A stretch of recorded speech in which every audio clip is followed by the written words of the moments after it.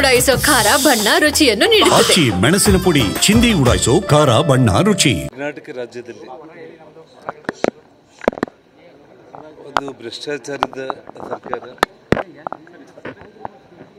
ಗ್ಯಾರಂಟಿಗಳ ಹೆಸರಲ್ಲಿ ಜನರನ್ನ ಮರಳು ಮಾಡಿ ಅಧಿಕಾರಕ್ಕೆ ಬಂದಿರುವಂಥ ಸಿದ್ದರಾಮಯ್ಯ ಅವರು ಮಾಡಿರುವಂಥ ಬೆಲೆ ಏರಿಕೆಗಳಾಗಿರ್ಬೋದು, ಮತ್ತು ಅಣ್ಣ ಬಸವಣ್ಣನವರು ಮತ್ತು ಕನಕದಾಸರು ಹೇಳಿರೋ ರೀತಿಯಲ್ಲಿ ಇವನಾರವ ಇವನಾರವ ಇವನಾರವ ಎಂದೆನಿಸಿದರಯ್ಯ, ಇವ ನಮ್ಮವ ಎಂದೆನಿಸಯ್ಯ, ಕೂಡಲ ಸಂಗಮ ದೇವ ನಿನ್ನ ಮನೆಯ ಮಗನ ಎಂದೆನಿಸಯ್ಯ ಅಂತೇಳಿ ಅಣ್ಣ ಬಸವಣ್ಣವರು ಹೇಳಿದರೆ, ಕುಲವೆಂದು ಒಡೆದಾಡಿದಿರಿ, ನಿಮ್ಮ ಕುಲೆಯ ನೆಲೆಯನ್ನೇನಾದರೂ ಬಲ್ಲಿರ ಅಂತೇಳಿ ಕನಕದಾಸರು ಹೇಳಿರುವಂಥ ಒಂದು ವಚನಗಳು.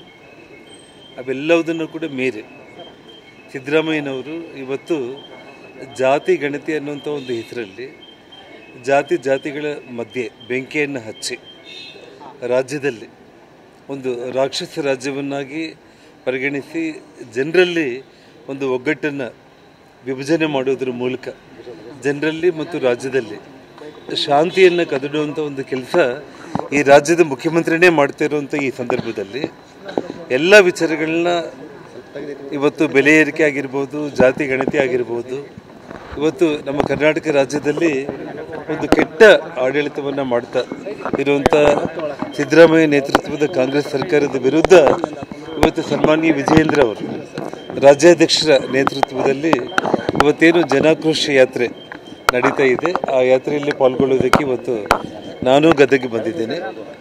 ಹಾಗಾಗಿ ಇವತ್ತು ಇಡೀ ರಾಜ್ಯದ ಜನರು ಆಕ್ರೋಶಭರಿತರಾಗಿದ್ದಾರೆ.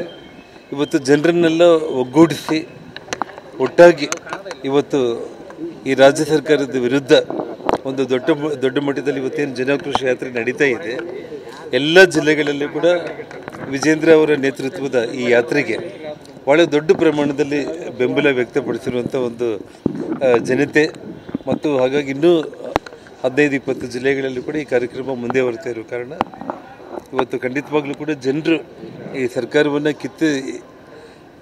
ಅವ್ರನ್ನ ಇನ್ನು ತೆಗಿಬೇಕು ಅನ್ನೋಂಥ ಒಂದು ತೀರ್ಮಾನಕ್ಕೆ ಬಂದುಬಿಟ್ಟಿದ್ದಾರೆ. ಇವತ್ತು ಯಾವುದೇ ಕಾರಣಕ್ಕೂ ಕೂಡ ಈ ಸರ್ಕಾರನ ಮುಂದುವರಿಯೋದಕ್ಕೆ ಅವರು ಲಾಯಕ್ಕಿಲ್ಲ ಅನ್ನೋಂಥ ಒಂದು ನಿರ್ಧಾರಕ್ಕೂ ಜನರು ಕೇವಲ 2 ವರ್ಷಕ್ಕೆ ಬಂದುಬಿಟ್ಟಿದ್ದಾರೆ. ಹಾಗಾಗಿ ಆ ಜನರ ಒಂದು ಜೊತೆಯಲ್ಲಿ ನಾವಿದ್ದೀವಿ ಅನ್ನುವಂಥ ಭರವಸೆಯನ್ನು ಕೊಡುವಂಥ ಈ ಜನಾಕ್ರೋಶ ಯಾತ್ರೆ ಭಾಳ ದಿಗ್ವಿಜಯವಾಗಿ ನಡೀತಾ ಇದೆ.